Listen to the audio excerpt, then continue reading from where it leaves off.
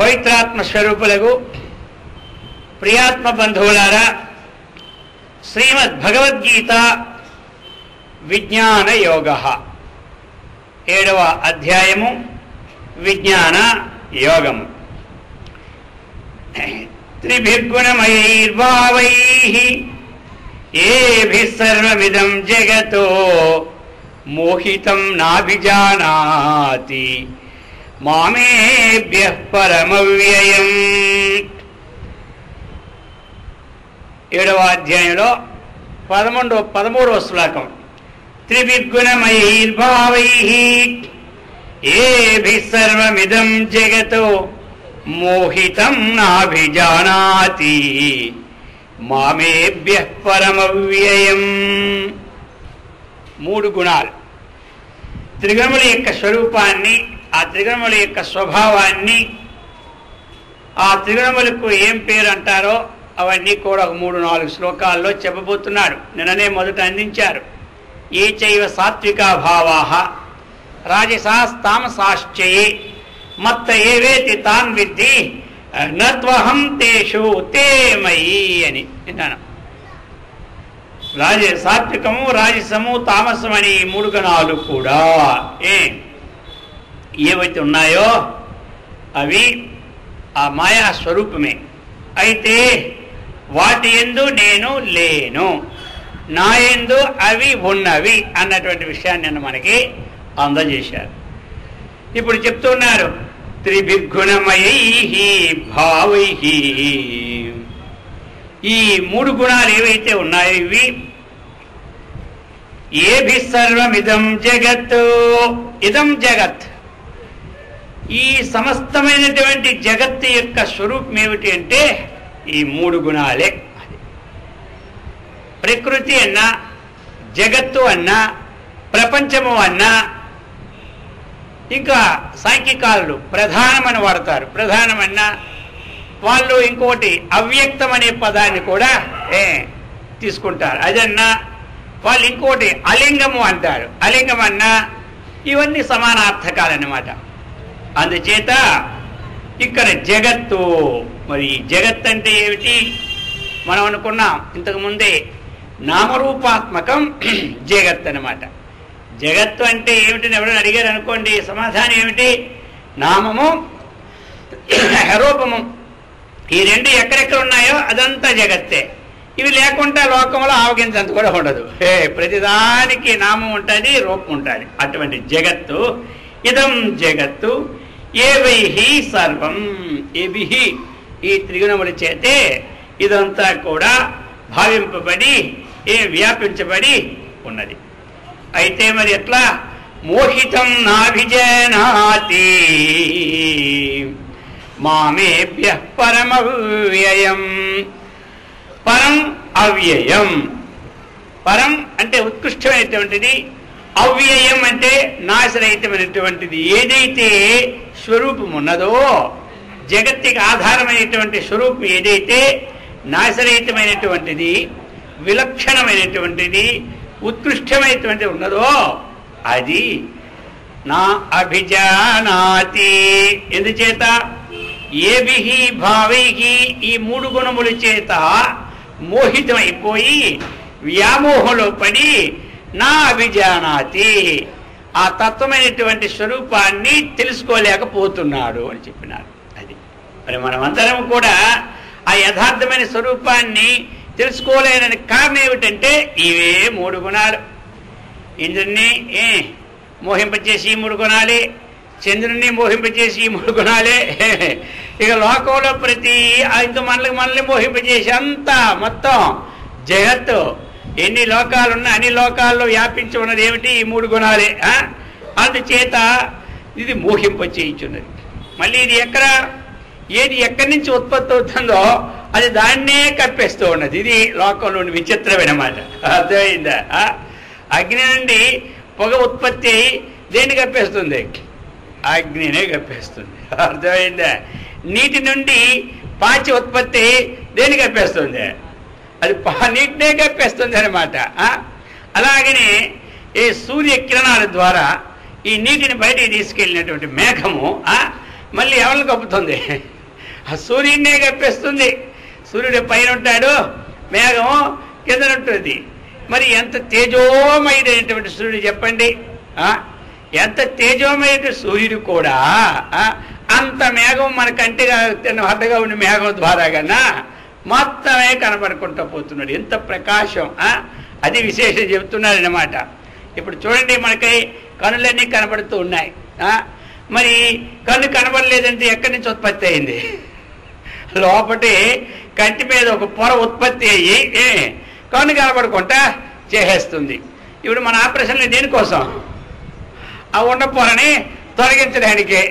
ఆ పొర తీస్తే మళ్ళీ కన్ను ఏ విధంగా ఈ జగత్తుని చూస్తూ ఉండదు.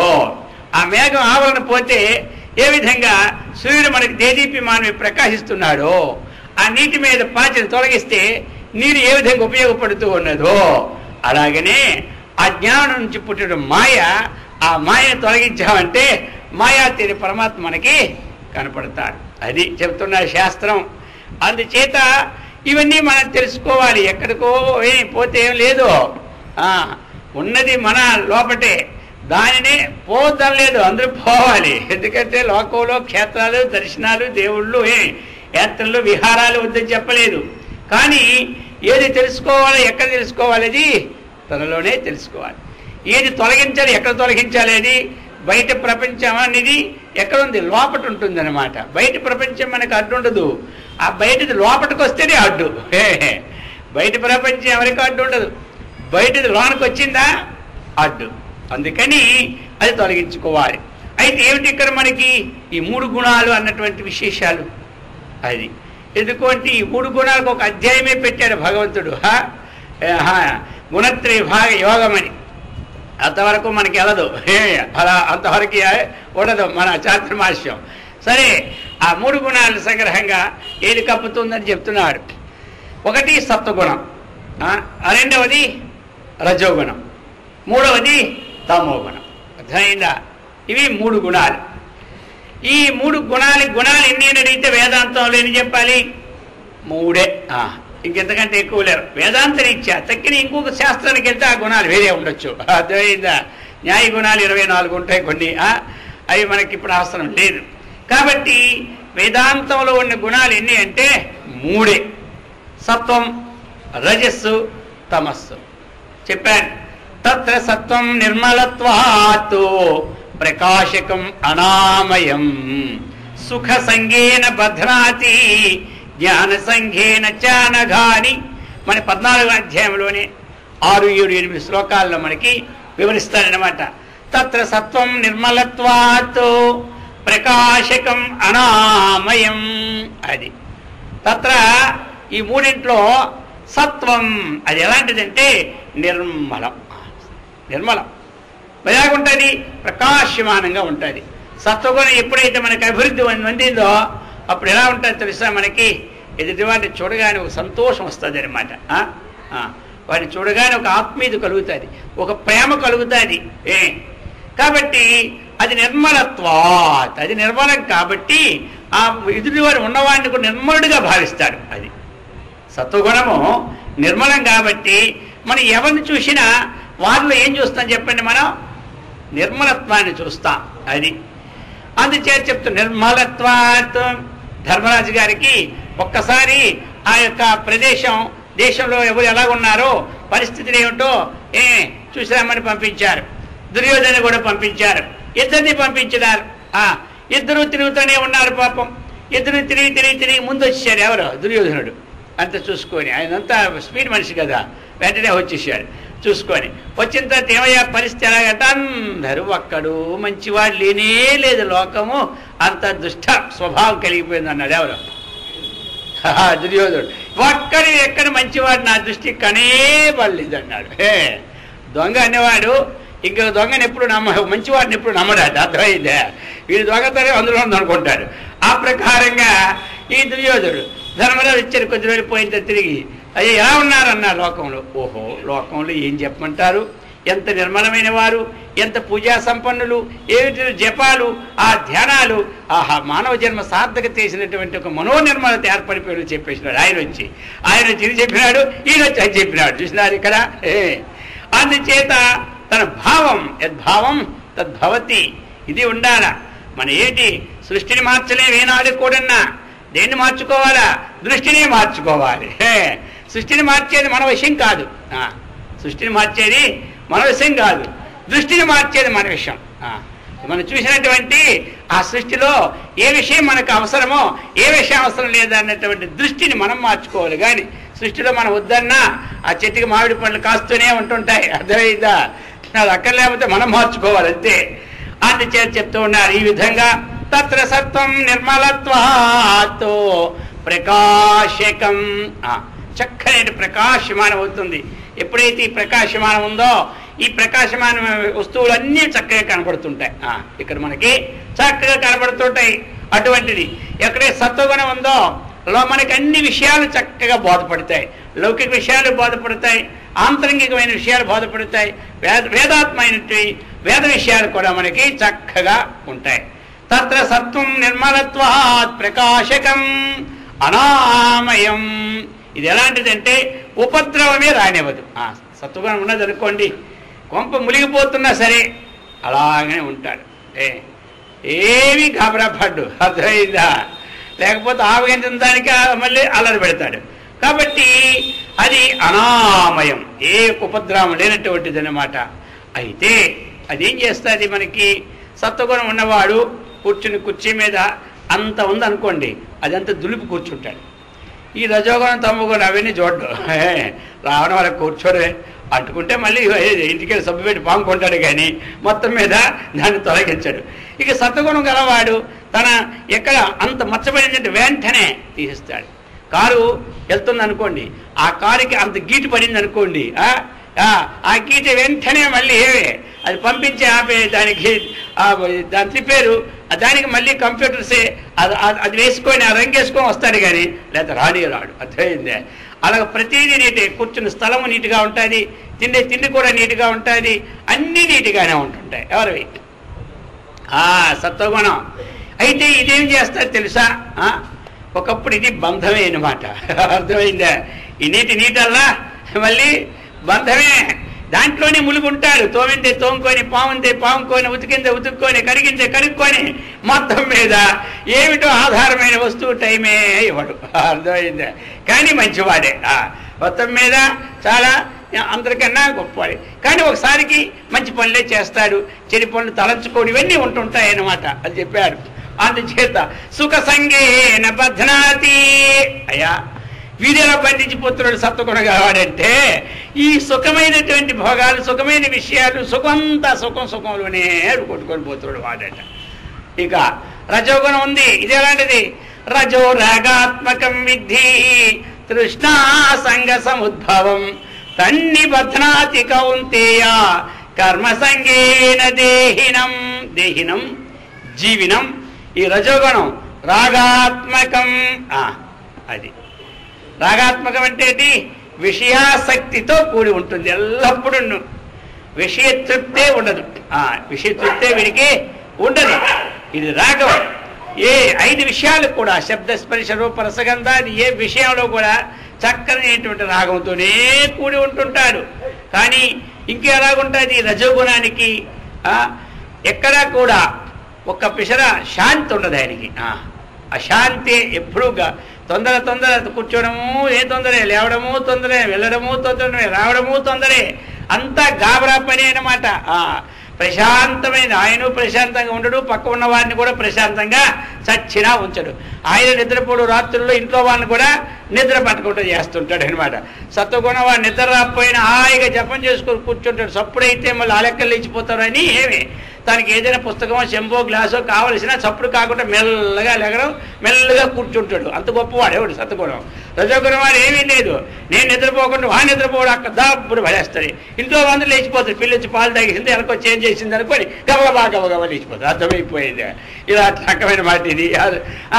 ఎక్కడికైనా వెళ్ళి 5 నిమిషాలు లేట్ అయిపోయింది, ఆ ముఖం వాలిపోద్ది. ఎందుకంటే ఆ ఫోటోలు తీసి అయిపోద్ది అనమాట. ఇది వెళ్ళేసరికి ఇక సచ్చి మళ్ళీ ఆ ఫోటోని పిలిపించి నా ఫోటో తీస్తావా లేదా, లేకపోతే రేపు ఏం చేస్తారు చూడండి, మళ్ళీ ఆ దెబ్బగా వాడు వచ్చి ఫోటో తీసి మళ్ళీ రేపు ఫోటోలు ఎందుకు నిద్ర పడుతుంది అనమాట. వాడికి వాడు పెట్టే తక్కువ, చెప్పుకునేది ఎక్కువ అనమాట.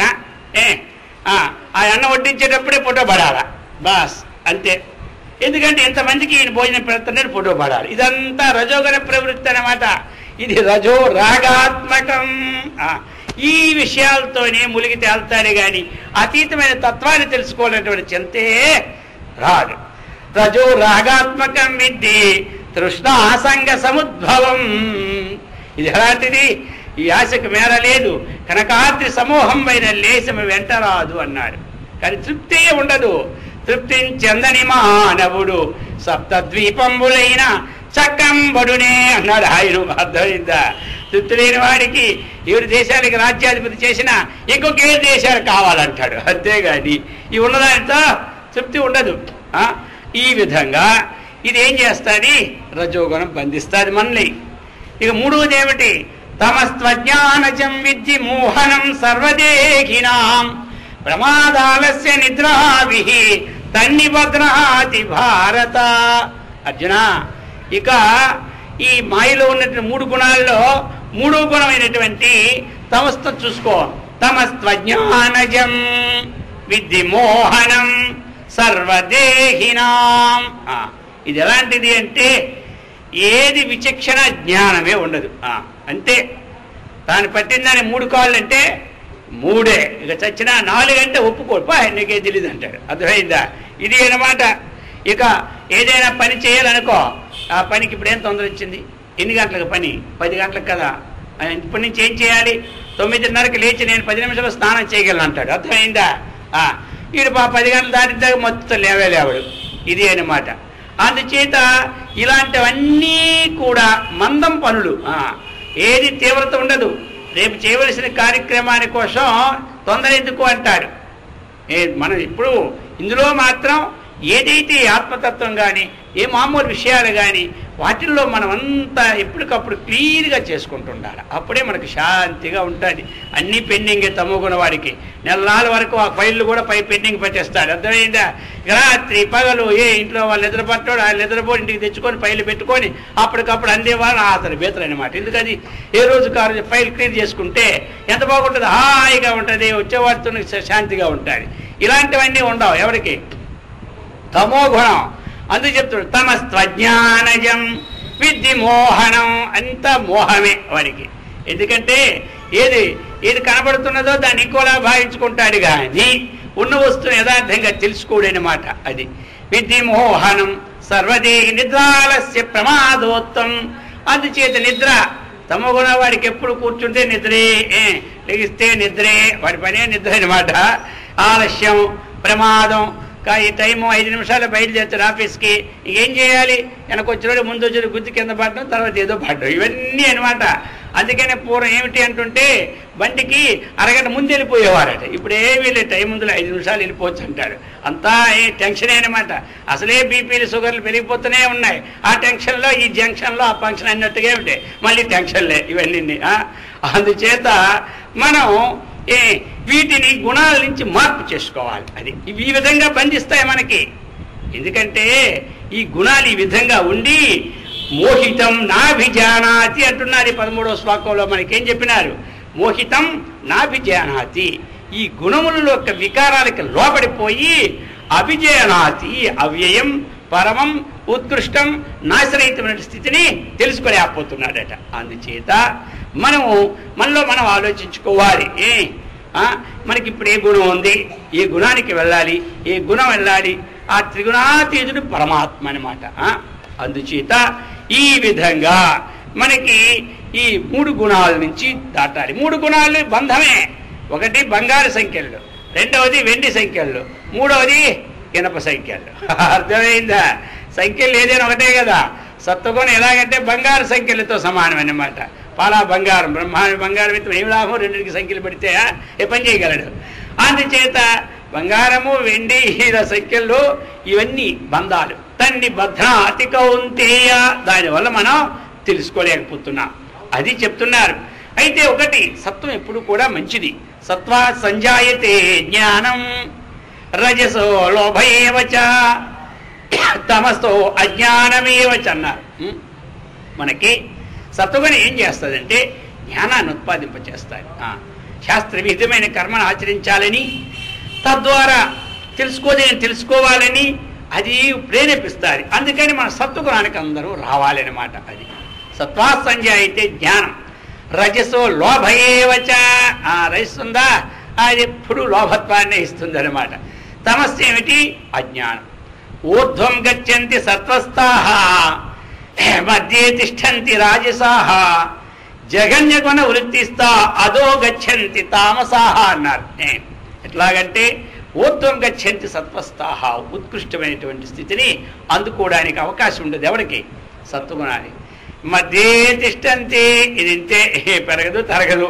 వాడు అదో గచ్చంతి, వాడికి చేయవలసింది చేయడు, చేయడాన్ని చేస్తాడు, ప్రమాదాన్ని పొందిపోతాడు, అదోస్థాన్ని పొందుతాడు. అందుకనే అర్జున ఈ విధంగా చెప్పారు. త్రిభుర్గుణమయైర్భావైః ఏభిః సర్వమిదం జగతో మోహితం నాభిజయనాతి మామేభ్యః పరమవ్యయం అని చెప్పి ఇంకా ఆ మాయా స్వరూపాన్ని ఏ విధంగా దాన్ని తెలుసుకోవాలి, అది ఎంత కష్టమైనటువంటిది, దాన్ని ఏ విధంగా మనం జయించాలి అన్నటువంటి విషయాన్ని కూడా చెప్తున్నారు. ఇప్పుడు 14వ శ్లోకంలో దైవీ ఏషా గుణమయీ మమ మాయా దురత్యయా మామేవ ఏ ప్రపద్యంతే మాయామేతాం తరంతి తే. అర్జున దైవీ ఏషా గుణమయీ, ఏషా గుణమయీ, ఈ గుణమయీ అంటే నా యొక్క ప్రకృతి ఏమిటిది? దైవ సంబంధమైనది అన్నమాట ఈ ప్రకృతి అంతా కూడా. ఎందుకు? మాయ ఎందు ప్రతిఫలించినటువంటిది ఎవరు? ఆ ఈశ్వరి యొక్క చైతన్యం, పరమాత్మ యొక్క చైతన్యం మాయ ఎందు ప్రతిఫలించినప్పుడే ఆయన ఈశ్వరుని సంజ్ఞ వస్తుంది. అందుచేత అటువంటి మాయోపాధితో ఈ జగత్తంతా సృష్టి అవుతుంది. అందుచేత ఇది అయితే మమ మాయా దురత్యయ చెప్పేశాడు భగవంతుడే. ఎందుకు అంటే ఈ ప్రకృతిలో ఉన్న గుణాలకి అందరూ కూడా లోపడిపోతున్నారు కాబట్టి అది దాటడము కొంచెం కష్టం. అది అర్థమైందే, ఈ గుణాలని దాటడం కష్టం. అందుకే మమ మాయ, ఏదైతే నా మా యొక్క మాయ ఉందో ఆ మాయ దురత్యయ, దురత్య అన్నాడు అంతేగాని పూర్తిగా దాటడానికి అవకాశం లేదని చెప్పలే. దుఃఖేన లభ్యం, దుఃఖేన అత్య, దాన్ని దాటడం అంతేగాని కష్ట సాధ్యమైందే కానీ కాపడం అంటూ లేదు. అయితే మరి అది సులభ సాధ్యం కావాలంటే ఏం చేయాలి అని అంటున్నారు. మామేవయే ప్రపద్యంతే మాయాం ఏతాం తరంతి తే. ఎవడైతే మాం నన్నే ప్రపద్యంతే, నన్నే అంటే ఏమిటి? పరమాత్మనే. ఇక్కడ జగదాధారభూతమైనటువంటి సచ్చిదానంద స్వరూపుడైనటువంటి సర్వభూతోది నివాసుడైనటువంటి అటువంటి వారిని మనం శరణు పొందితే, అర్థమైందా? ఏతాం మాయీం తరంతి తే, వారందరూ కూడా ఎవరైతే తే వారు శరణ పొందుతున్నారు భగవత్ శరణాన్ని, వారు తరంతి ధరించిపోతున్నారనమాట. అంటే ఏమిటి? మాయ నుండి అధిగమిస్తున్నారనమాట, మాయాతీతులు అయిపోతున్నారు. అందుచేత ఈ విధంగా ఆ మాయ ఉంది. అయితే ఇప్పుడు చూడండి మరి ఎట్లా లోకంలో కూడా మనం మాయాతీతుని పట్టుకున్నప్పుడు మాయ వదులుతుందన్నారు కదా. మనం ఒక స్నేహితుడింటికి వెళ్ళామనుకోండి, ఆయన ఒక పెద్ద కలెక్టరు, ఆయన మనకు పరిచయమే, వారింటికి వెళ్ళాము. మనం వెళ్ళేసరికి అక్కడ ముందే ఆ తలుపు మీద కుక్కలు ఉన్నాయి జాగ్రత్త అని ఆ కుక్కల ఫోటో కూడా వేసి పెద్ద అక్షరాలతో రాసి పెట్టినారు. ఈయన వెళ్ళాడు, బొంబాయి నుంచి వచ్చాడు పాపం, వచ్చి అక్కడ స్నేహితుడి దగ్గరికి వెళ్ళాడు. వెళ్ళిన తర్వాత అక్కడ కుక్కలు ఏం చేసే తెలుసా? ఒకటే అరుపు ఎవరి మీద, ఈయన మీద. ఇప్పుడు ఏం చేస్తాడు? అది ఆ కుక్క ఒక మాయస్వరూపం అనమాట, అది ఊరుకోదు, అది అరుస్తూనే ఉంటుంటాడు, అవసరమైతే కరుస్తూనే ఉంటుంటాడు. అందుచేత ఇక ఈయనకి దిక్కు లేదు, ఏం చేయాలో అర్థం కాలేదు ఈయనకి. ఇప్పుడు ఓ కుక్క గారు, నేనేమో మీ యజమానికి స్నేహితుడును అని ఎన్నిసార్లు బోధించినా ఆ కుక్క వంట పెట్టుకొని ఆగే రకం కాదనమాట. కాబట్టి ఒక 2 బిస్కెట్లు వేసినా అది తినేసి దాని అరుపు మాత్రం మళ్ళీ ప్రారంభిస్తుంది. వాడికి మాత్రం ఎలానేవదు, ఇవే వేసిన 2 బిస్కెట్లే రోజు ఆయన వేస్తున్నాడు కాబట్టి ఆయన్ని మాటగా ఉంటాడు. కానీ ఈయన మాట ఏందో సరే ఇప్పుడు ఏం చేయాలి మరి అతడు? ఆ కుక్క మాయ కదా, ఆ మాయాతీతుడు ఎవడు? ఆ కుక్క ఎవడి వశమై ఉంది? యజమాని వశమైంది. ఆ యజమాని గారి పేరు ప్రసాద్ అనమాట. వెంటనే ఈయన అన్నారు, ఆలోచించాడు, ప్రసాదం నేనేనయ్యా వచ్చాను, గేటు తీ అంటున్నాడు. అప్పుడు అర్థమైందా? సరే వాడు వినబడలే, అక్కడ బెల్ల ఉందన్నమాట, బెల్ల కొట్టాడు. కొట్టేసరికి అప్పుడు బయటకు వచ్చినాడు. ఎప్పుడు ఇది సంగతి తెలుసు కుక్కలకి, ఎందుకంటే వాళ్ళ స్నేహితుడు ఎవడో, వీడు వెళ్ళేటో వాడు ఎవడు వస్తాడో. వెంటనే ఏం చేసింది ఆ కుక్క? ఈయనతోనే వచ్చింది. ఎవరితో? యజమానితో తోకొప్పుకొని వచ్చి వెంటనే ఈయన్ని చక్కగా లోనకి మళ్ళీ తీసుకెళ్ళి ఈయన దగ్గర కూర్చో, ఈయన కూడా తోకొప్పుతుంది. అర్థమైందా? అయ్యా ఇంతకుముందు ఎవడో అనుకున్నాను, అందుకే నీ మీద కలబడ్డాను, ఇప్పుడు నీవు మా యజమాని యొక్క స్నేహితుడు తెలిసిపోయింది అని ఏంటి, అందుకు ఈయనకి సంతోషం వ్యక్తం చేస్తుంది అన్నమాట. కాబట్టి మనము ఈ విధంగా ఈ మాయ అరుస్తూనే ఉంటుంది, లోనకి వెళ్ళనివ్వదు. మాయ ఏం చేస్తుందంటే, ఆ మాయ ప్రకృతి మాత అనమాట. అదేం చేస్తుంది? తల్లి ఎలాగైతే చిన్నపిల్లల్ని వదిలిస్తే ఏం చేస్తారు? వాళ్ళు అటు ఇటు పోతారు. ఒక 5-6 నెలలు 8 నెలలు పిల్లల్ని వదిలిపెడితే వాళ్ళు ఏం చేస్తారు? అటు ఇటు పోతారు. అందుకని ఈ తల్లి ఏం చేస్తుందంటే ఒళ్ళోనే పెట్టుకుంటారు. అలాగనే ఈ మాయ ఏం చేస్తుందంటే, ఈ జ్ఞానం తెలుసుకునేవో తొందరగా, వీడు వెళ్ళిపోతే మళ్ళీ నా ఒళ్ళో కూర్చున్నాడు లేడని, అందుకని ఈ ఒళ్ళోనే పెట్టుకుంటారు ఈ ప్రకృతి మాత. ఈ ఒళ్ళు పెట్టుకుంటారు. ఇప్పుడు దీంట్లో దాటాలి మనం. దాటాలంటే ఏం చేయాలి? ఆ అజ్ఞానాన్ని అధిగమించాలి మనం. అర్థమైందా? అందుచేత ఈ ప్రకారముగా చెప్తున్నారు. ఎలాగైతే మనము ఆ యజమాని పట్టుకోవాలి అంటే ఏ విధంగా అతని యొక్క పేరు, అతని నామోచ్చారణము, అతన్ని శరణ పొందితే ఈ కుక్క ఏం చేసింది మనకు చెప్పండి? వదిలేసిందా లేదా? వదిలిందా? ఆ విధంగా అనమాట మనకి ఈ మాయ కూడా ఏం చేస్తుంది? వదిలేస్తుంది. అది చెప్తున్నారు. అలాగనే ఇప్పుడు చూడండి, మనం భగవంతుని ఆశ్రయించడానికి పూర్వం ఏమిటంటే, ఏదైనా పిండి చేయాలంటే కింద ఒక రాయ పైన ఒక రాయి పెట్టి దాన్ని ఏం చేసేవారు? చుట్టూ తిప్పేవారు. ఇప్పుడు అవన్నీ పనులు లేవులేండి, 5 నిమిషాల్లో పటాపట్ పనులు. అప్పుడు పనులు అలాంటివి. అప్పుడు వాళ్ళు అందుకే వాళ్ళకి ఏం రోగాలు లేవు. వాళ్ళకంతా యాక్షన్ జరుగుతుంది కాబట్టి రియాక్షన్ వచ్చేది కదా వాళ్ళకి. మనకి ఇప్పుడు యాక్షన్ లేదు కాబట్టి అన్ని రియాక్షన్ శరీరంలో మనకి అన్ని. అర్థమైందే? వాళ్ళు చక్కగా అది అలాగే తిప్పుతుంటేసరికి ఏమవుతుంది? అంత మంచి వ్యాయామం అనమాట, మంచి రక్త ప్రసరణ, వజ్రంలాగా ఉంటాయి చేతులు. మన చేతులు ఇప్పుడు ఒక స్తంభం ఇంత తగిలిందంటే అబ్బో 3 రోజుల దాకా నొప్పి వాళ్ళ స్తంభం గుజ్జినా సరే నొప్పి ఉండేది కాదు, అంత వ్యాయామం జరిగేది. సరే మొత్తం మీద ఇప్పుడు అందులో వేసాన్ని మనం చేస్తున్నాం. అంతలోనికి ఒక ఆయన పోతున్నాడు. ఆయనకి అలా చూసేసరికల్లా జ్ఞానం కలిగింది. ఎవడో సాధువు పోతుండి, ఆహాహా అవన్నీ కూడా వేసినటువన్నీ పిండి అయిపోతున్నాయి. అయ్యో ఈ మానవులు కూడా ఈ సంసారంలో పడిపోయి అలాగైతే పిండి అయిపోతారు. అయ్యో రామ రామ రామ అని జ్ఞానం కలిగిపోయింది. అది చూసి అంతా ఆ పక్కకెళ్ళి, అయ్యా ఏమిటి ఈ సంసారం వింతే కదా, ఏమేమి ఉపాయం ఉందా లేదా అని అడిగాడు ఆ పక్క మనిషికి. ఉపాయం ఉందయ్యా, అవి ఎన్ని పిండి అయిపోయినా ఆ మధ్యలో కొయ్యి ఉంటుంది, ఆ కొయ్యిని ఆశ్రయించుకొని కొన్ని గింజలు ఉంటాయి. ఇది ఎంత పిండి అయినా ఆ గింజలు మాత్రం మనం అంత పిండి అయిపోయినా సరే ఆ కొయ్యిని ఆశ్రయించుకొని ఏ గింజలు అయితే ఉన్నాయో, అర్థమైందా, అవి ఇప్పుడు పిండి కావు. అలాగనే భగవంతుని ఆశ్రయించుకునేవాడు ఏనాడు సంసారంలో పడడు, ఈ మాయని దాటుతాడని చెప్పినాడు. అందుచేత ఈ ప్రకారంగా మనం ఇప్పుడు చూడండి, చేపల వాడు వల వేశాడు. ఇప్పుడు చేపలన్నీ ఎందుకు పోతాయి? వచ్చిన చేపలన్నీ వాళ్ళే. కొన్ని చేపలు ఏం చేశాయంటే వాడి కాళ్ళను ఆశ్రయించుకోవడానికి వచ్చినాయి, వాడి కాళ్ళ దగ్గరికి వచ్చినాయి. వల్ల పడకుండా ఎక్కడికి వచ్చినాయి, వాడి కాళ్ళ చుట్టూ తిరుగుతూ ఉన్నాయి. ఇప్పుడు వాడి కాళ్ళ చుట్టూ తిరిగే చేపలకి ఏమి నష్టం లేదు, ఆ మాయాజాలంలో పడిపోయిన చేపలకే నష్టం. అలాగనే మనం ఆ భగవంతుని ఎప్పుడైతే తెలుసుకోవడానికి మనం ప్రయత్నం చేస్తూ ఉన్నామో, భగవంతుని ఎప్పుడైతే మనము శరణం పొందినామో, అర్థమైందా, అప్పుడు మనకి ఎటువంటి పరిస్థితుల్లో కూడా ఈ మాయ ఏమీ చేయలేదన్నమాట. అందుచేత అదే మన విద్యాప్రకాశాంతగిరి స్వామి వారు కూడా ఒక విషయం చెప్పేవారనమాట. ఒక శిష్యుడు అడిగాడట ఆయన దగ్గరికి వెళ్ళి, గురువుగారు లోకంలో మరి ఎరుపు మంచిదే, తెలుపు మంచిదే, ఏం చెప్పమన్నారట. ఇక గురువు గారు అన్నారు తెలిపే గొప్పదయ్యా అన్నారట. మరి అందరికీ కొప్పు పండిపోయినప్పుడు తెలిపి అవుతుంది కదా. మరి మరి ఆయన చూసి అందరూ కూడా తెలుపు చూసుకొని వాళ్ళకు వాళ్ళే యావగించుకుంటారు. ఎందుకు అన్నాడు, ఇదే మాయ అన్నాడట. అర్థమైందా? ఆయన చెప్పుకొచ్చాడనమాట.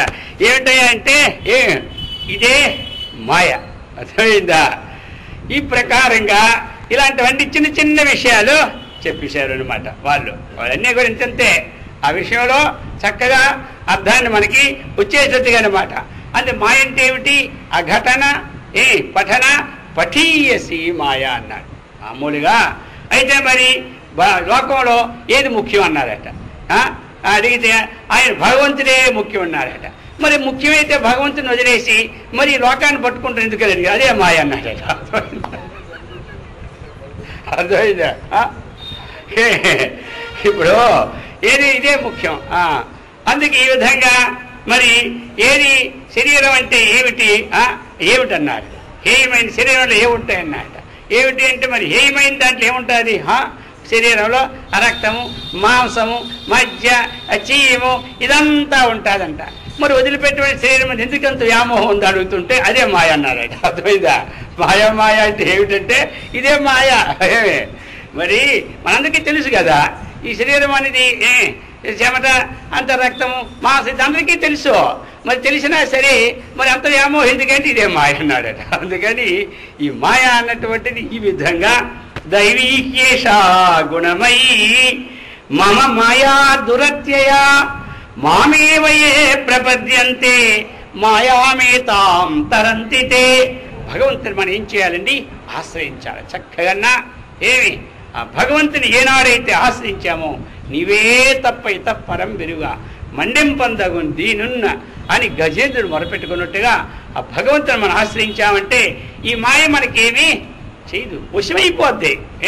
ఇప్పుడు ఆ కుక్క వశమైపోయి మళ్ళీ మీరు వెళ్ళిన వారికి ఇలాగే తిరుగుతున్నది మాయ. అందుచేత దానిని మనం వశం చేసుకోవాలి. దానికి వశమైపోయినామా పోయింది. కాబట్టి దాన్ని వశం చేసుకోవాలంటే ఈ ఆత్మానాత్మ విచారణ ఉండాలి. అంత బేగ వశం అయిపోదు అది. అర్థమైందా?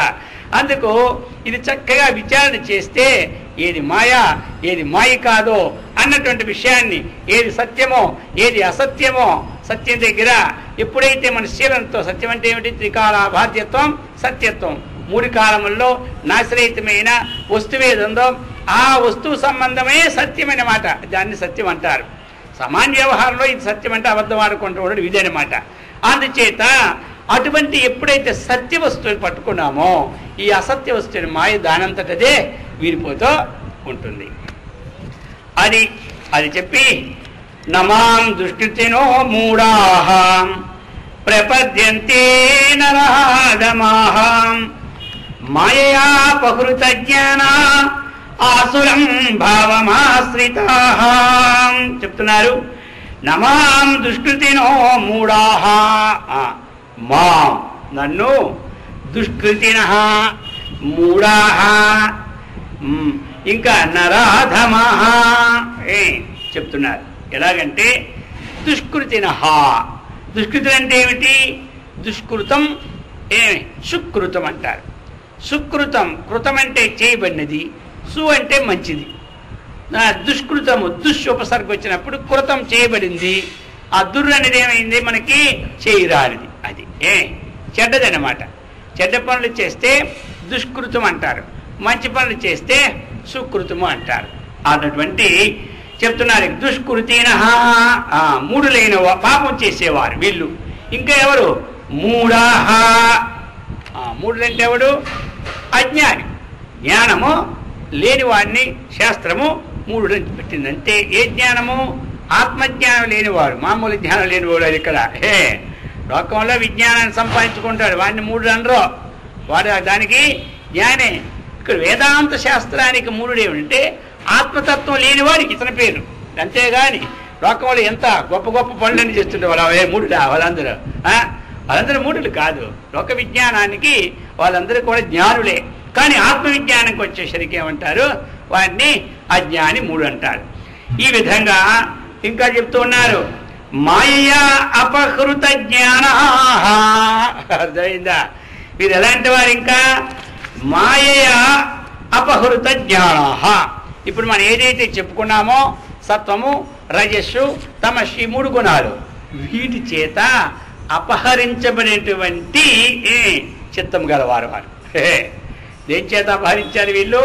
ఈ 3 గుణాల చేత అపహరించినటువంటి చిత్తాన్ని కలిగిన వారు. అది ఎప్పుడు అపహరించిపోయారో అసలు జ్ఞానం రాదు. అంతా ఉల్టాయి కనపడుతుంది అనమాట. మంచిది చెడ్డ కనపడుతుంది, చెడ్డ మంచి కనపడతాయి. అందుచేత అటువంటి వారు అపహరింపబడినటువంటి ఆత్మజ్ఞానము కలవారు. అంటే ఆత్మజ్ఞానాన్ని కోల్పోయిన వారు. ఇంకా ఎలాంటిది? ఆసురం భావమాశ్రితా. అసురుభావాన్ని కూడా ఆశ్రయించినటువంటి అటువంటి నరాధమః. వారు మానవాధములుగా ఉండి నన్ను మాత్రం నా ప్రపద్యంతే పొందజాలరు. ఇంకా ఆసురభావం ఆశ్రిత. అసురుభావాలను కూడా మనకి చక్కగా చెప్పున్నారు. ఎక్కడ చెప్పారు? అసురుభావాలన్నీ కూడా దైవాసుర సంపద్ విభాగ యోగం అని ఒక అధ్యాయమే ఇచ్చేసినారు. అర్థమైందా? దేవతా గుణాలంటే ఏమిటో, అసురు గుణాలంటే ఏమిటో అని.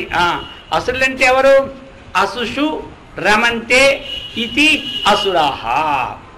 అసువులంటే ఎవరు? ప్రాణములు, ఇంకేమీ లేదు. అసువులంటే ప్రాణములు. ప్రాణములేనందే రమించేవారు. ప్రాణముల కన్నా అది ప్రాణానికి కూడా ఆధారమైనటువంటి ఏ శక్తిని ఇస్తుందో ఆ శక్తితో సంబంధమో లేనివారు. వాళ్ళకి ప్రాణమే తీపి. ప్రాణం ఉంటేనే ఇదంతా అనుభవించగలం. ఆ విధంగా సదా వీటితోనే ఎవరైతే ప్రాణం దేనికోసం ఉండాలి చెప్పండి అంటే వాళ్ళకి ఈ విషయాలు అనుభవించాలని ప్రాణం ఉండాలి. అర్థమైందా? అదే జ్ఞానికి దేనికోసం ఉండాలి? ప్రాణం.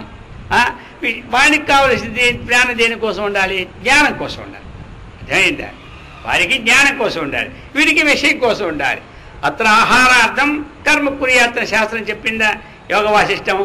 ఎందుకయ్యా పని చేయాలంటే అత్ర ఆహారార్థం కర్మ కుర్యాత్. మరి అది చేసింది ఎలాగుండాలి? కుర్యాదన్నం అనింద్యం కర్మ. చేసిన పని కూడా మనకి అది అనింద్యం, నిందనీయమైనటువంటి కర్మ ఉండకూడదు అన్నారు. అయితే మరి ఈ అన్నం దేనికోసం? ప్రాణ సంరక్షణార్థం. అన్నం దేనికోసం అంటే ప్రాణ సంరక్షణ. ప్రాణ సంరక్షణార్థం అన్నం తినాలి మనం. అర్థమైందా? అంతేగాని తినడానికి ప్రాణం కాదు. తినడానికి ఉంచుకుంటారు ప్రాణం వాళ్ళు. ఎవరు? వాడు అసురులు అనమాట. ఇది దేనికోసం? ప్రాణ సంరక్షణ కోసం. అయితే ప్రాణ సంరక్షణ దేనికోసం? అప్పుడు చెప్పారు దేనికోసం? తత్వ జిజ్ఞాసనార్థం. ప్రాణ సంరక్షణ దేనికోసం? తత్వాన్ని తెలుసుకోవడానికి. తత్వం దేనికోసం? ఏన భూయో నజన్మ. దేని ద్వారాగా మరలా జన్మ రావడానికి అవకాశం లేదో అది పొందడానికి ఏముండాలి? తత్వం తెలుసుకోవాలి. మరి తత్వం తెలుసుకోవాలని వీడి ప్రాణం ఉంచుకుంటాడు. అర్థమైందా? వాడి ఈ 57 కోట్లు అనుభవించాలి కాబట్టి దానికి ప్రాణం ఉండాలనుకుంటాడు. అందులు రమిస్తుంటాడు. వాడు ఇందులు రమిస్తుంటాడు. వీడు ఇందులు రమించేవాడిని దేవాహ అన్నాడు, అందులు రమించేవాడిని అసురాహ అన్నాడు. అందుకని చెప్తున్నారు ఇక్కడ అసురం భావమాశ్రిత. అటువంటి అసురుభావం ఎలాంటిదయ్యా? మరి అసురు భావాన్ని ఆశ్రిస్తున్నది కదా. ప్రవృత్తించ నివృత్తించ జనాన విదురాసురాః న శౌచం నాపి చాచారో న సత్యం తేషు విద్యతే అని మనకి 16వ అధ్యాయంలో 7వ శ్లోకంలో చెప్పేసినారు. అర్థమైందా? అసురు భావాన్ని ప్రవృత్తించ నివృత్తించ జనాన విదురాసురాః. ఎలాగంటే ఇతను ప్రవృత్తిని తెలుసుకోడు, నివృత్తిని తెలుసుకోడు. అర్థమైందా? ఈయన ప్రవృత్తి మార్గం ఏమిటని తెలుసుకోడు, ఇంకా నివృత్తి మార్గాన్ని కూడా తెలుసుకోడు. ప్రవృత్తి ఏది ఉండాలి, నివృత్తి తెలుసుకోవాలి. వేద విహితం దాని ఎందు మనకి ప్రవృత్తి ఉండాలి, వేద నిషిద్ధం అందో ఏముండాలి? నివృత్తి ఉండాలి. ఇది అనమాట నివృత్తి మార్గం. అది ఇంకా ఏమిటి మరి? ఇది ఇంకా నివృత్తి ప్రవృత్తి అంటే ఏంటి? మనం వేద విహితాన్ని చేస్తున్నది ప్రవృత్తి అయ్యి వేదాతీతమైనటువంటి ఆత్మజ్ఞానాన్ని తెలుసుకోవడం నివృత్తి మార్గం. ఇక 2 విధాలు.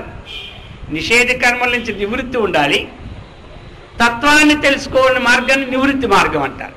దైవ మార్గమో శ్రేయో మార్గం. కాబట్టి నివృత్తి మార్గం అన్నటువంటిది తత్వాన్వేషణ మార్గం. వారికి ఏ సామాన్యమైనటువంటి ప్రవృత్తి నివృత్తిలే తెలీదు. ఇంకా వారు ఇంకేమిటి నా విదుహు అన్నారు. అంటే వాళ్ళు ఎప్పుడూ తెలుసుకోరు అనమాట. న శౌచం నచ ఆచార. ఇంకా అసలు భావం వారికి ఏమిటి? శౌచం ఉండదు. శౌచం అంటే శుచి అనమాట. శౌచంతు ద్విధం ప్రోక్తం. అందులో ఒకటి బాహ్యం ఆభ్యంతరించ అన్నారు. బాహ్య శౌచము ఉండదు వాళ్ళకి. రోజు స్నానం చేయరు, ఎప్పుడో చేస్తారనమాట. అర్థమైందా? అలా ఉండకూడదు అనమాట. నిత్యము చేసుకోవాలి. శవాన్ని ముట్టుకుంటే స్నానం ఎలా చేస్తున్నామో, రాత్రి పడుకున్నప్పుడు మన శరీరం శవమైపోతున్నది కాబట్టి మళ్ళీ శివ ప్రక్షాళన చేసుకొని శివ ప్రక్షాళనకి రావాలి. అర్థమైందా? అందుచేత స్నానము ఇవన్నీ ఉండాలన్నమాట. సరే, ఈ ప్రకారంగా చెప్తూ ఉన్నారనమాట. నా శౌచం ఒకటి. అలా శౌచం చేసుకున్నా సరే ప్రతి వాళ్ళు కూడా ఆంతర శౌచాన్ని మాత్రం కలిగి ఉండాలి. ఆంతర శౌచంకి ఏమిటంటే రాగద్వేషాది రహితం చేసుకోవడానికి ప్రయత్నం చెయ్యాలి. అది మానవుడు 2 శౌచాలు. బాహ్య శుచిని మాత్రం చేసుకొని ఆంతర శౌచాన్ని కానీ మనం చేయకపోతే అది మేడిపండు మోడలే కానీ అది తినడానికే పనికిరాదు. ఏమిటి అత్తిపండు అంటారా మేడిపండు అంటారు ఇక్కడ? ఏదైనా పనులు 2 ఉండవా? మేడిపండు చూడు మేడిమెయ్యుండు, పొట్టవైపు చూడు పురుగులుండు. అర్థమైందా? అలా ఉంటుంది. ఆంతర శౌచం లేకుండా బాకీ శౌచంతో ఉండి కాలం గడిపితే. అందుకని శౌచంతో ద్విధం ప్రోక్తం ఆభ్యంతర శౌచం. వారికి ఏముంటుంది? నా శౌచం నాపి చాచార. ఇక ఆచారం అంటే అసలే లేదు. ఆచారం అనేది అసలు ఉండదు వారికి. ఆచారహీనాహ నపుణంతి వేదాహ అన్నారు. ఆచారహీనుని వేదాలు కూడా ఎప్పుడూ కూడా వాడిని పుణంతి మంచిగా చేయలేవు, వాడిని పవిత్రంగా చేయలేవు. ఆచారహీనాహ నపుణంతి వేదాహ. ఆచారహీనుణ్ణి వేదములు ఎప్పుడూ కూడా పవిత్రవంతులుగా చేయలేవు. అందుచేత వీళ్ళకి ఏముంటుంది? ఆసుర స్వభావంకి అటువంటిది ఉంటుందన్నమాట. మరి ఎలాంటిది అసుర స్వభావం? ఎలాంటిదంటే విక్షేప శక్తిది. అసుర స్వభావం అనేది విక్షేప శక్తి. ఆవరణ శక్తి, విక్షేప శక్తి. 2 శక్తులు ఉన్నాయి మాయకి. మాయకి ఒకటి ఆవరణ శక్తి, రెండోది ఏముంది? విక్షేప శక్తి. విక్షేప శక్తి ఏం చేస్తుంది తెలుసా? ఇదంతా కల్పన చేస్తూ ఉంటుంటుంది. ఇదమధ్య మయాలబ్ధం ఇమం ప్రాప్సే మనోరథం ఇదమపి భవిష్యతి పునర్ధనం అసో మయా హతశత్రు అనిష్యే చాపరానపి ఈశ్వరోహమహం భోగి సిద్ధోహం బలవాన్ సుఖి ఆద్యోపి జనవానస్మి కోన్యోస్తి సదృశో మయా యక్షే దాస్యామి మోదిష్య ఇత్యజ్ఞాన విమోహిత. చెప్పేసినారా? 16వ అధ్యాయంలో అసురు సంబంధమైన విషయాలన్నీ చెప్పుకొచ్చారు. ఎందుకంటే ఇక్కడ అసురం భావమాశ్రిత అనే పదాన్ని ఇచ్చారు కాబట్టి మళ్ళీ మనకు ఆ 16వ అధ్యాయం రాదు కాబట్టి అర్థమైందా? దాన్ని ఇక్కడే కొంత భావాన్ని అందించేస్తున్నాం అన్నమాట. సులభంగా. ఆ తర్వాత అంతా కూడా మిగతా వెండి తెరపై చూడమనుకుంటారు కదా, అప్పుడు ఇంటి దగ్గర ఆ 16వ అధ్యాయం అందరూ తాత్పర్యం చూసుకోండి. అందుచేత ఈ ప్రకారంగా చెప్తూ ఉన్నారు. ప్రవృత్తించ నివృత్తించ జనాన విదురాసురాహం న శౌచం నాపి చాచారో న సత్యం తేషు విద్యతే. ఇక వాళ్ళన్నీ చెప్పేదల్లా అబద్ధమే. అర్థమైందా? ఇక సత్యమే ఉండదు.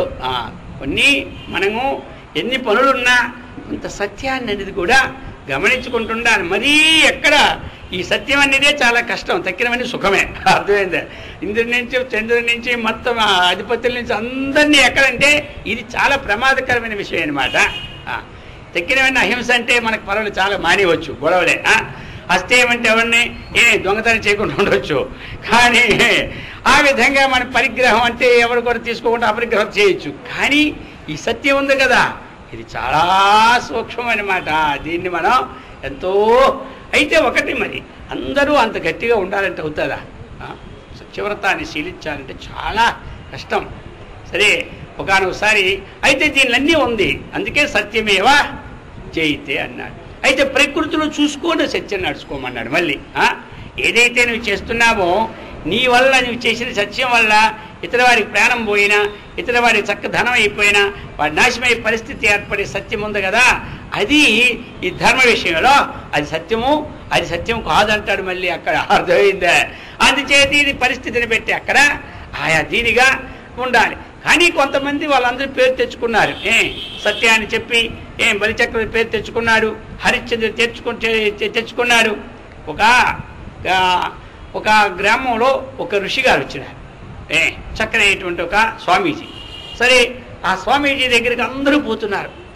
ఉపన్యాసంలో జనం అంతా అయిపోయిన తర్వాత ఒక గంట సేపు అందరూ భక్తులు పోతున్నారు. ఒకడు అనుకున్నాడు, ఈ స్వామివారిని మనం కలియాలనుకున్నాడు. అర్థమైందా? సరే, ఆయన కొన్ని అన్నీ చెప్పేస్తుంటాడు కూడా. సరే, ఈయన అందరూ మంత్రాలు తీసుకుంటున్నారు. వీడు పోయినాడు. వీడు పోయి ఒకడు పోయాడు. వాడు అంటాడు, అయ్యా స్వామీజీ, మీరు ఇంతమందికి మంత్రాలు ఇస్తున్నారు, నాకు కూడా ఒక మంత్రం ఇచ్చి నా జీవితాన్ని ధన్యం చేయాలంటాడు. సరే, మంత్రం ఇస్తాను, కానీ నాకు నియమం ఉంది, ఏదో ఒకటి ఆచరణ పెట్టుకోవాలి. నువ్వు అహింస కానీ, సత్యము కానీ, బ్రహ్మచర్యము కానీ, అస్థేయము కానీ, దొంగతనం చేయకపోవడం కానీ, లేకపోతే పరిగ్రహం కానీ, ఇవన్నీ కొన్ని యమనియమాల్లో కొన్ని నియమాలు ఉన్నాయి.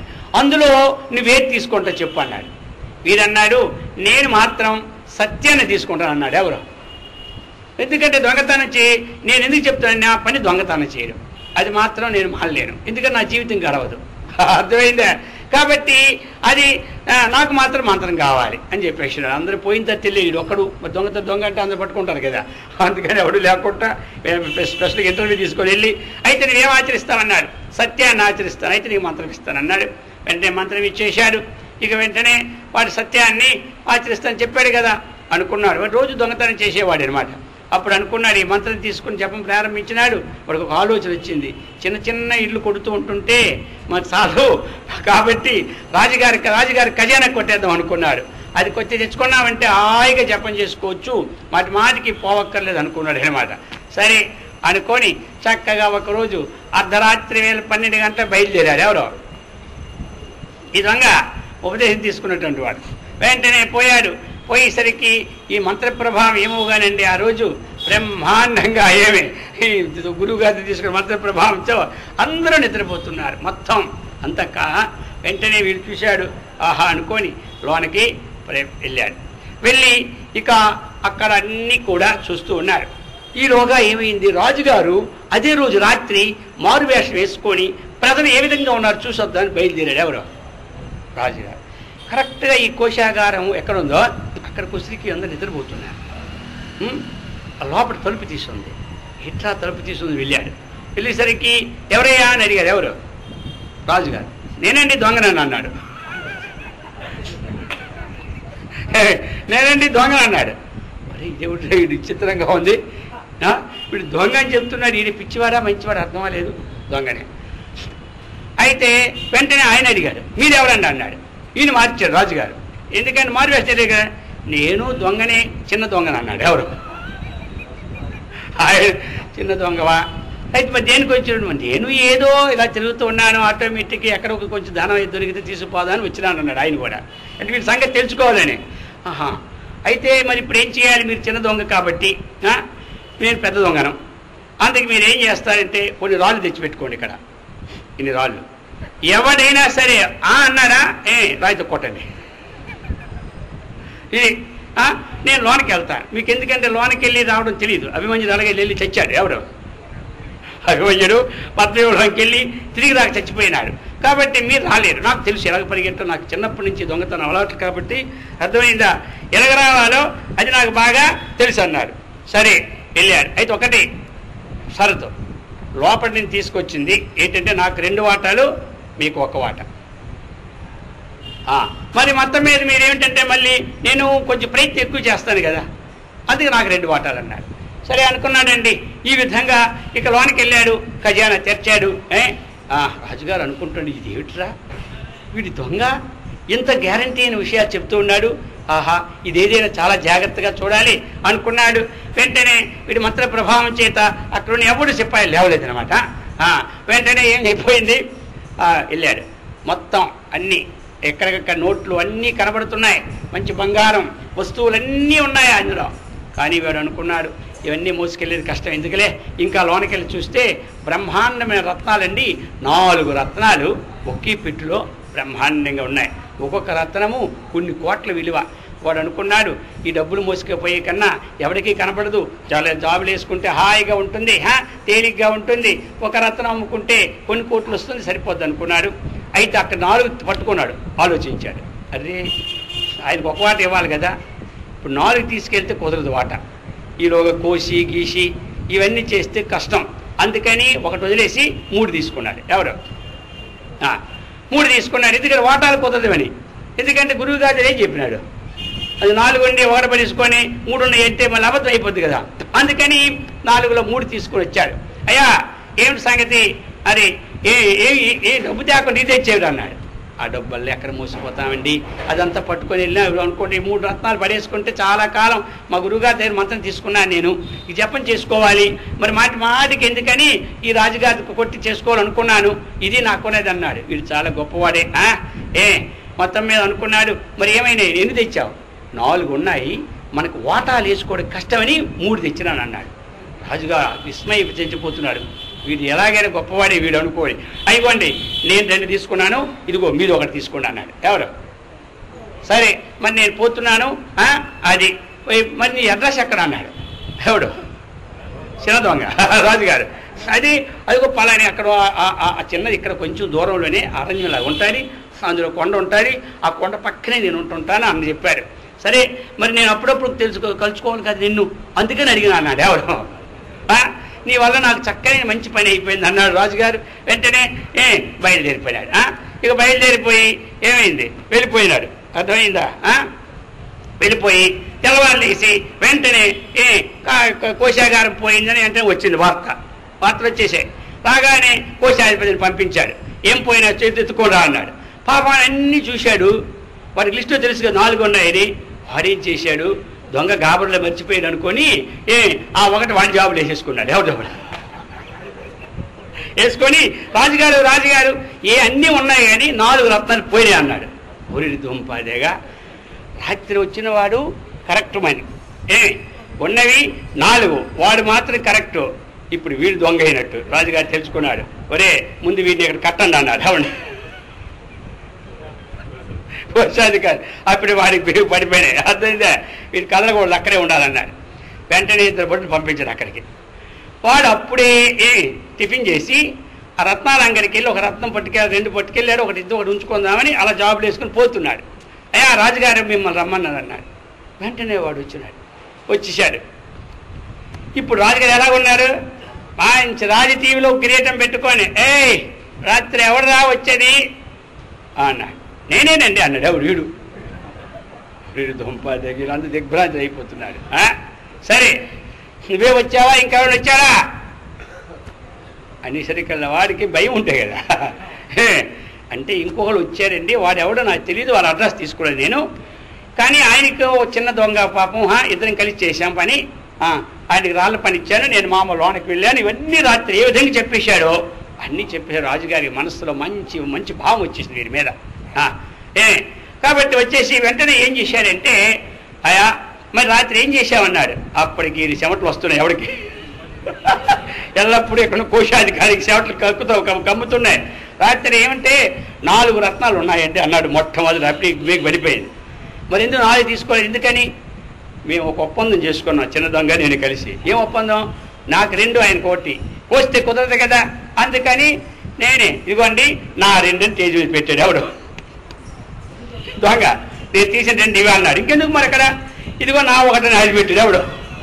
వాడికి ఆశ్చర్యం అయిపోయింది. ఎవడు? దొంగకి. అరే కొంప మునిగిపోయింది, రాజు అనుకోడు వాడు. ఇక వీడి మేకలు జారిపోయాడు. వీడికి ఎవడికి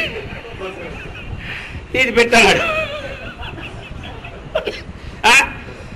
ఇప్పుడు దొంగ దొంగలాగా ఉంది వ్యాపారం. ఇప్పుడు వెంటనే ఏం చేశాడు, ఇక ఏం చేస్తాడు, ఇప్పుడు అంత యశాంశ స్థితి వచ్చింది కదా అని నమస్కారం పెట్టి తప్పు ఇక అయిపోయింది అది అంటదే.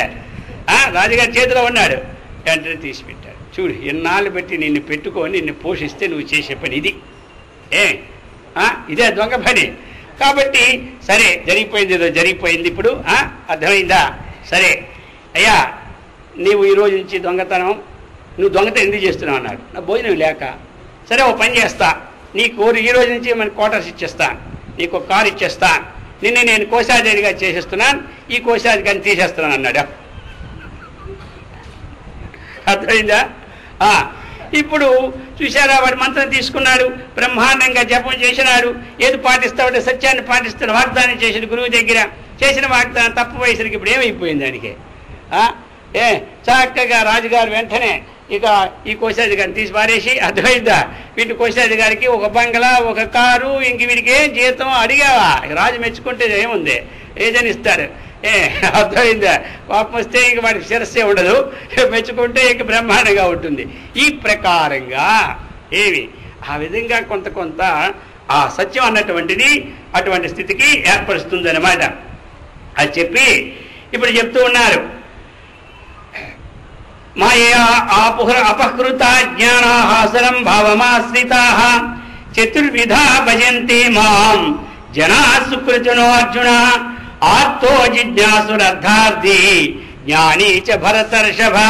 అర్జున, నన్ను భజించేవారు 4 రకాలుగా ఉంటారన్నారు. 1 ఆర్తుడు, 2 జిజ్ఞాసువు, 3 అర్థార్థి, 4 జ్ఞాని. భగవంతుణ్ణి ఈ 4 భజిస్తూ ఉంటుంటారు. మరి ఆర్తుడు ఎవరు? సంకటంలో వెంకటరమణ. తర్వాత ఇంకా ఆయనకి సంబంధమే ఉండదనమాట. అలాగే గజేంద్రుడు అనమాట. 1000 ఏండ్లు పోరి కూడా ఏమనలే, ఇంక దీనితో గెలవలేనన్నప్పుడు ఇచ్చినాడు. ద్రౌపది ఏం చేసింది? ఆ సమయంలో కృష్ణాని మొక్కింది. అందుకని ఇటువంటి వాళ్ళందరూ ఎవరు ఏమనబడతారు? ఆర్తులు అనబడతారు. అది చెప్తూ ఉన్నారనమాట. ఆర్తో జిజ్ఞాసు, ఆ జిజ్ఞాసులు గొప్పవాళ్ళు. జిజ్ఞాసు ఏది ఆత్మ ఏది అనాత్మ అన్నటువంటి తెలుసుకొని, అందుకని జిజ్ఞాసుకు ఒక అధికారం పెట్టేశాడు బ్రహ్మసూత్రాల్లో. అధాతో బ్రహ్మ జిజ్ఞాస అని. జిజ్ఞాసాధికారం తెలుసుకోవాలి. జనక మహారాజు ఎవడు? జిజ్ఞాసు. అలాగనే ఉద్ధవుడు ఎవరు? జిజ్ఞాసు. వీళ్ళందరూ ముచుకుందుడు ఎవడు?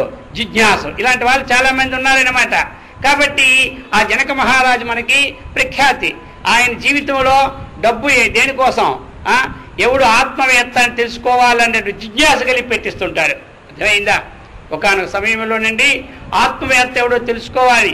మనం పెడుతుంటాం మన పేరు ప్రఖ్యాతుల కోసం డబ్బు కోట్ల ఒక్కొక్కరు సత్యపూర్తి చేసుకున్నట్టే డబ్బులు 10 కోట్లు ఖర్చు పెడుతుంటాడు అనమాట. అర్థమైందా? ఈ విధంగా ఉంటుంది. ఆ డబ్బు అలా ఖర్చు పెట్టరు. జన్మదినాలు సత్యపూర్తుల కోసం. ఆత్మ అంటే ఏమిటి, అనాత్మ అంటే ఏమిటి, లోకంలో ఆత్మవేత్త ఎవడు, అటువంటి దాన్ని నేర్చుకోవాలని పెట్టుకునేవాడు ఎవరు?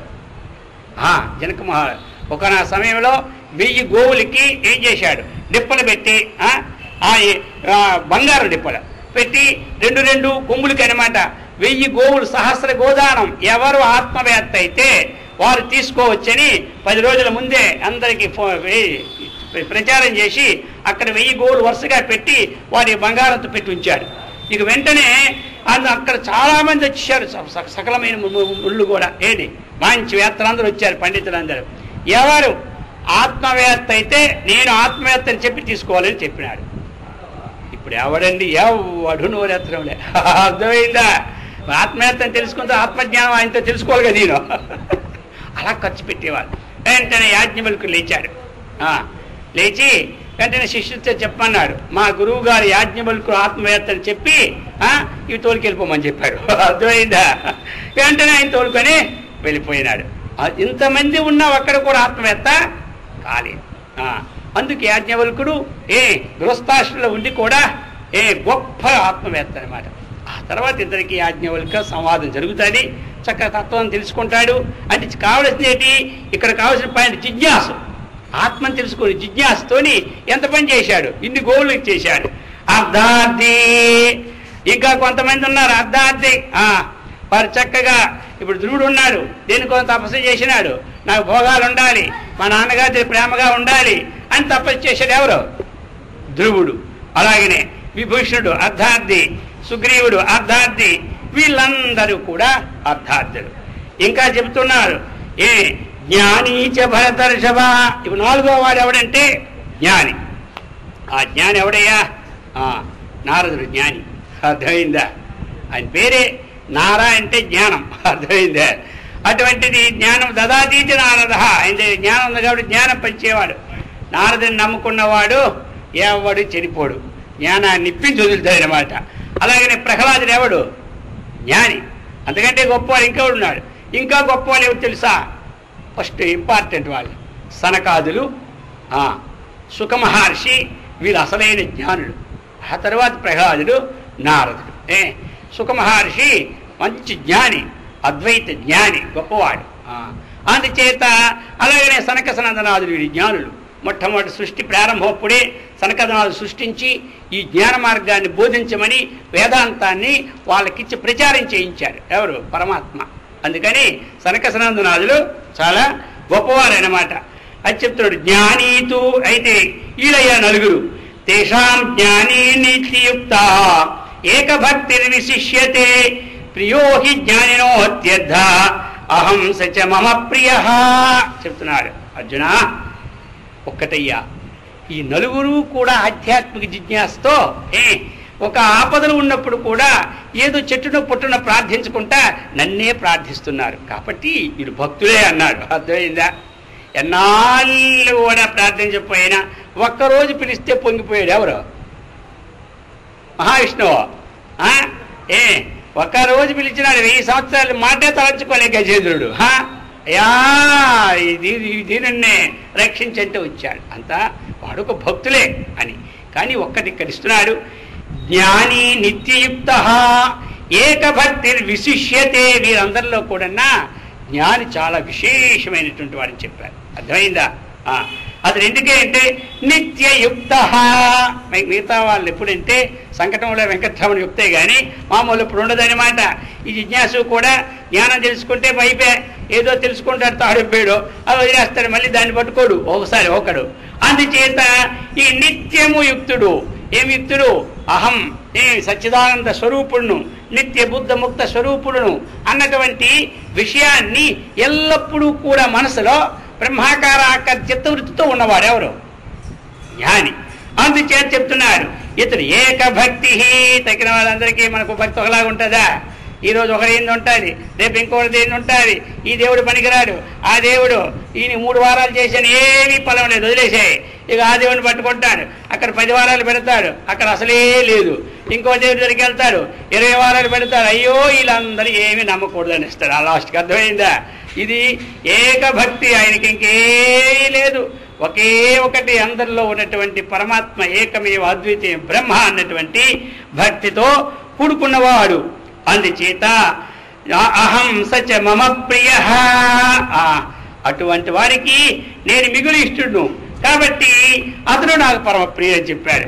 ఉదార సర్వయేవైతే జ్ఞానీత్వాత్మైవ మే మతం ఆస్థిత సఖియుక్త ఆత్మ మామేవానుత్తమాంగతిం చెప్పారు. వీళ్ళు నలుగురు కూడా ఉదారాహ, భక్తులే వీళ్ళందరికీ కూడా. అయితే జ్ఞానీతు ఆత్మైవ మే మతం. ఈ నలుగురిలో జ్ఞానికి నాకు ఏమీ భేదమో లేదు. ఎందుకంటే ఆయన స్వరూపాన్ని తెలుసుకున్నారు కాబట్టి ఆయన నాతో సమానుడు, నాకు ఆయనకి ఏం భేదం లేదు అభిప్రాయం. ఆస్థిత సఖి యుక్తాత్మ మామీవానుత్తమాంగతిం. అతడు ఎందుకంటే తన మనస్సును కూడా ఆ పరమాత్మ ఎందు ఎల్లప్పుడూ చేర్చి సర్వోత్తమైనటువంటి ప్రాప్యాన్నిగా భావించి అతడు నన్నే ఆశ్రయిస్తున్నాడని చెప్పారు. బహూనాం జన్మనామంతే జ్ఞానవాన్ మాం ప్రపద్యతే వాసుదేవ సర్వమితి సమహాత్మా సుదుర్లభ చెప్తున్నారు. బహూనాం జన్మనామంతే జ్ఞానవాన్ మాం ప్రపద్యతే. ఇది సామాన్యం కాదయ్యా. ఈ జ్ఞాని కావడం వల్ల అనేక జన్మలలో ఈ విధమైన సత్సంగాలు విని ఆ సంపాదించినటువంటి పుణ్యం ఏదుందో ఆ పుణ్యం వల్లను అతడు చివరికి ఇంకా ఆ ఏకభక్తి విశిష్య వస్తుందన్నాడు.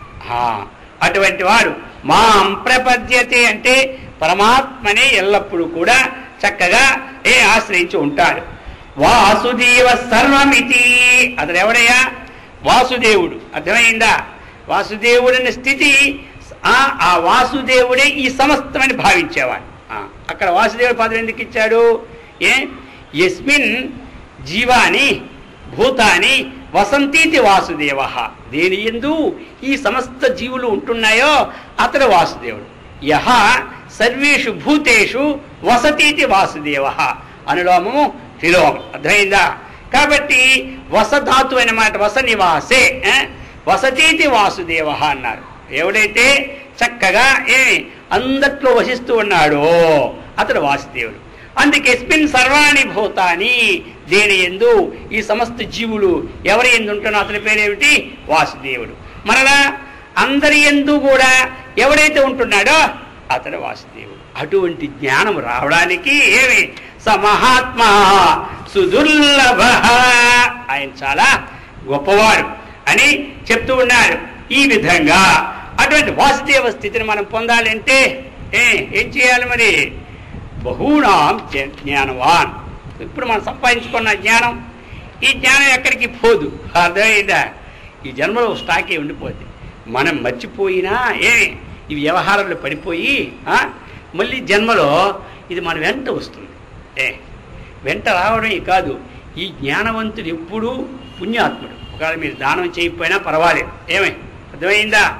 ఇతరమైనటువంటి సేవా కార్యక్రమాలు చేయకపోయినా పుణ్యమురు రాలేదని చింతొద్దు.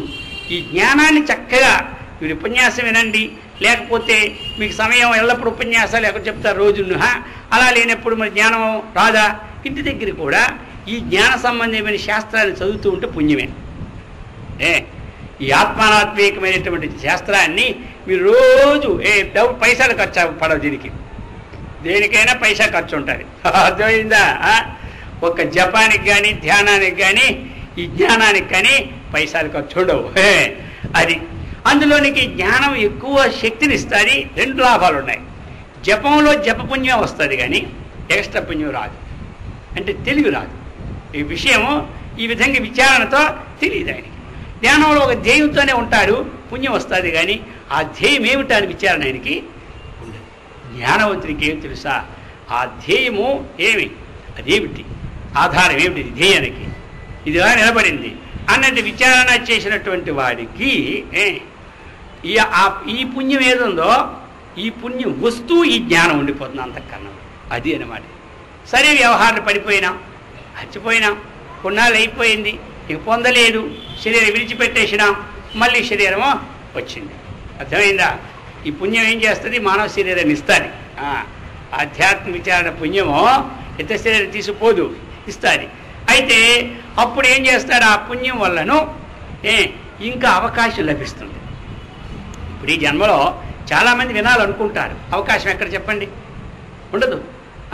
ఎందుకంటే వారికి మరి ఏవో ప్రతిబంధకాలు, ఇంటి దగ్గర ప్రతిబంధకం, అలాగనే ధన ప్రతిబంధకం, అలాగనే పిల్లల ప్రతిబంధకం, అలాగనే భర్త ప్రతిబంధకం, భర్త భార్య అందరూ అనుకూలమైన దాంపత్యం ఉండాలంటే అది పూర్వజన్మ పుణ్యం ఉండాలి. ఇంట్లో భార్యాభర్తలు కూడా ఆధ్యాత్మిక జీవనంలో ఉండాలి అన్నట్టుది అది ఎన్నో జన్మలు సుఖుతూ ఉంటే కానీ అవదు. లేకపోతే ఈ ఆధ్యాత్మానికి భర్తగారు వెళ్తే భార్య గారికి ఒప్పుకోరు, భర్తగారు ఎక్కడికో ఇల్లు వస్తానని చెప్పి వచ్చేస్తుంటాడు అంతే. నువ్వు సత్సంగానికి వెళ్ళావంటే ఒప్పుకోను అంటాడట. అలా కొంతమంది అమ్మగారులు కూడా సత్సంగానికి వెళ్తామంటే ఒప్పుకోను, ఎక్కడ సినిమాకి వెళ్తామంటే కారుతో తీసుకెళ్ళి దించుతారు మా ఆయన గారండి. అందుకనే మేము ఎక్కడో మా అమ్మాయి గారు అబ్బాయి గారు ఇంట్లో ఏదో మంచి శుభకార్యం ఉందని చెప్పి వస్తుంటారు సత్సంగానికి. అర్థమైందా? ఇది అలాగా ఇద్దరు వచ్చిన వాళ్ళు ఎంతమంది అక్కడక్కడ ఉన్నారు చాలా వరకు. ఇద్దరు కూడా చక్కగా విచారణ, ఇంటికెళ్ళి విచారణ చేసుకుంటారు హాయిగా. అది పుణ్య జీవితం, ఎన్ని జన్మల పుణ్యమో వాళ్ళకి. అర్థమైందా? ఈ ఆధ్యాత్మిక విచారణ పుస్తకం చదువుకుంటారు, ఉంటారు. ఎంతమంది నేను చూస్తూ ఉన్నాను కదా కొంతమందిని, వాళ్ళు ఏమి ఆఫీసు నుంచి ఇంటికి వెళ్ళిపోవడం వేరేనే లేదు.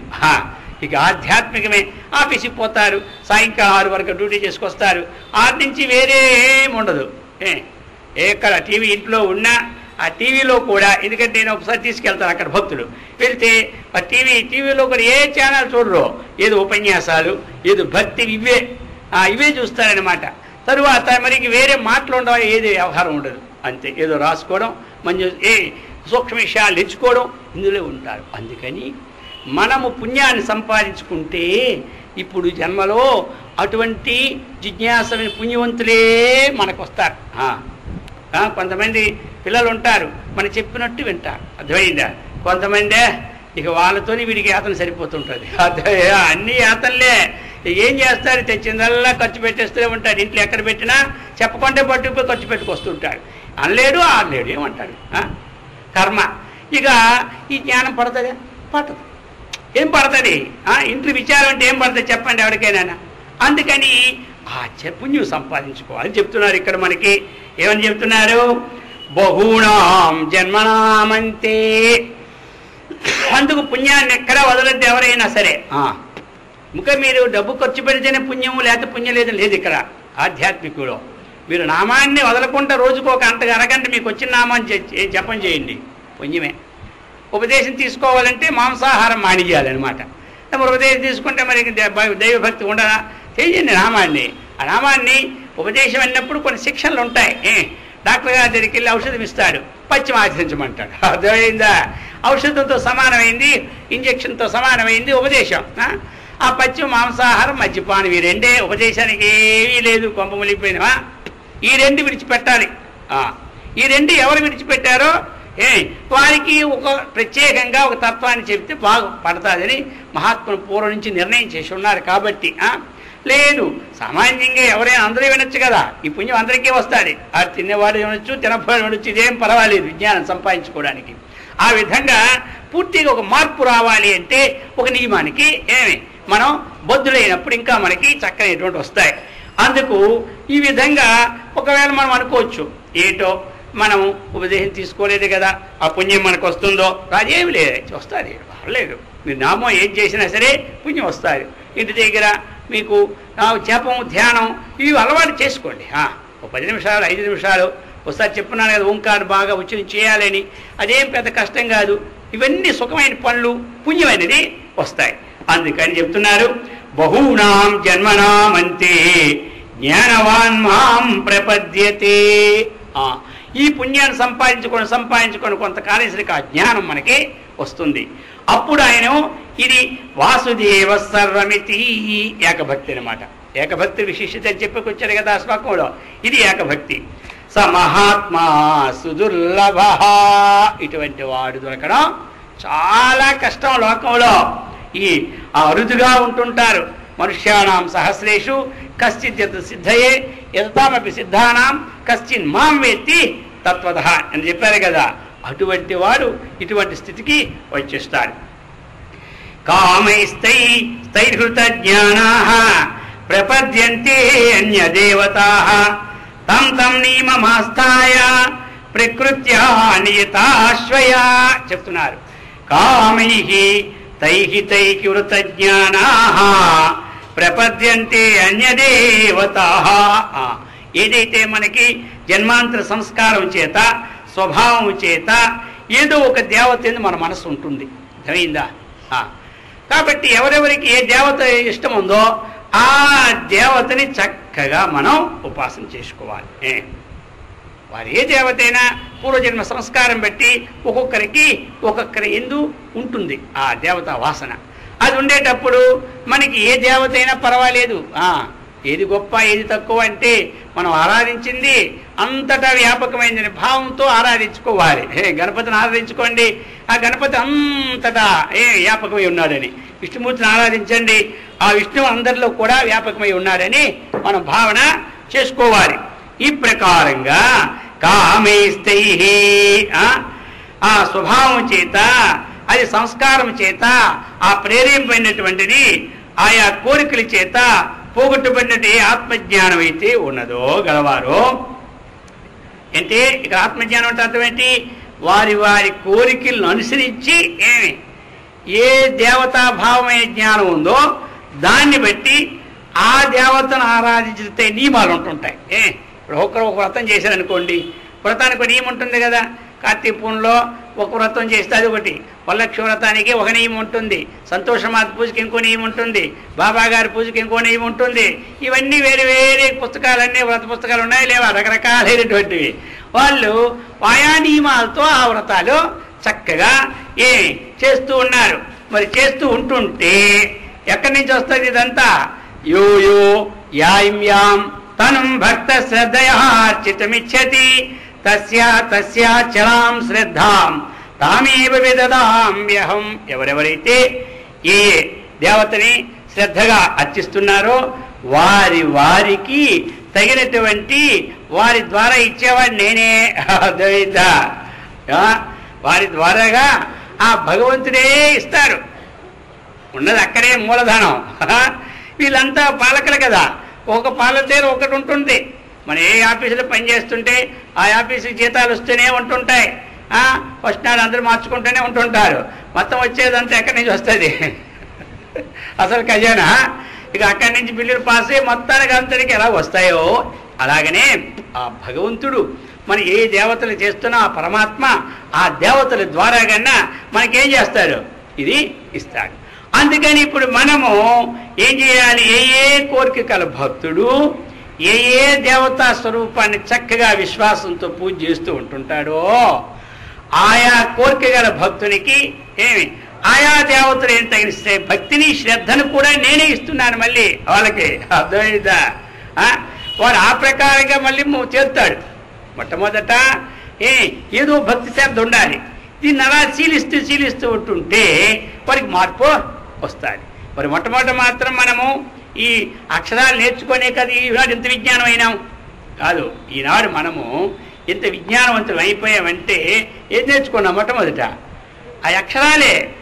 అలాగే ప్రతి వారు కూడా అక్షరాల నుంచి అలా పైకి పైకి పైకి ఒకదానికి ఒకటి పోయి ఏ ఉన్నత స్థానానికి ఎలా పొందుతాడో వీడు ఈ దేవత చక్కగా ఉపాసించి ఈ అక్షరాభ్యాసంతో అక్కడి నుంచి అలాగలా పైకి వెళ్ళి ఆ విజ్ఞానాన్ని పొంది అజ్ఞానాన్ని పోగొట్టుకొని మాయాతీతుడు అవుతాడనమాట. కాబట్టి అలాంటి మాయాతీత స్థితిని భగవంతుడు మనందరికీ ఇచ్చి సదా రక్షించుగాక. ఓం